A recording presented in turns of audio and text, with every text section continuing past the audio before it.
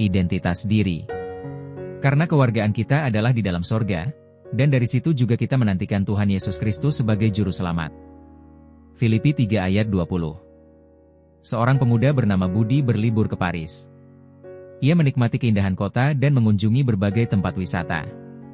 Namun tanpa sadar, paspor dan dompetnya hilang. Ia panik saat tiba di hotel dan tidak menemukannya meski telah membongkar seluruh koper dan saku. Ia pun segera menuju Kedutaan Besar Indonesia di Paris dan menceritakan kejadian tersebut.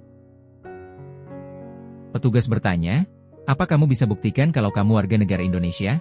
Budi menjawab, "Saya bisa berbahasa Indonesia dengan fasih."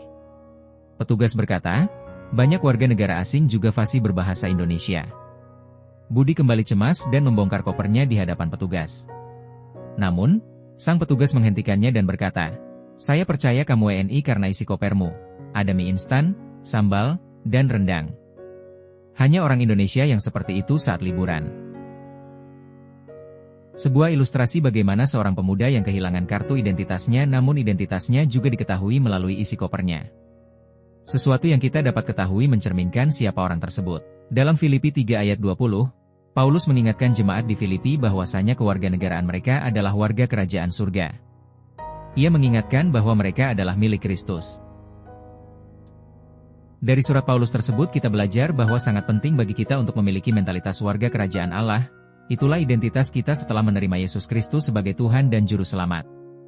Bahwa kita adalah warga kerajaan surga yang sedang bertugas di bumi menjadi duta bagi kerajaan surga. Kerajaan surga tak terbatas, maka dengan demikian kita juga tidak perlu terlalu memusingkan perkara-perkara sementara yang muncul selama dalam penugasan sementara ini.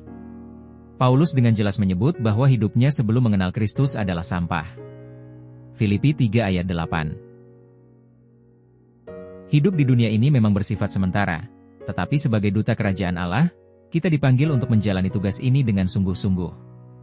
Mentalitas kita bukanlah mental turis yang hanya bersenang-senang, melainkan seorang utusan yang membawa misi ilahi. Kesadaran bahwa kita adalah warga kerajaan surga juga tidak membuat kita menjadi tinggi hati. Walaupun kerajaan kita tak terbatas dan penuh dengan kuasa serta mukjizat, namun kita harus tetap rendah hati sebab dengan anugerah dan kasih Sang Raja sajalah kita semua memperolehnya dengan cuma-cuma. Mari kita jalani hidup dengan Godfidence, percaya bahwa Allah, Raja kita, memegang kendali atas segalanya, termasuk hal-hal kecil yang mungkin sedang menekan kita. Jangan lupakan identitas kita. Kita adalah milik Kristus, warga kerajaannya, dan pembawa damainya di dunia ini.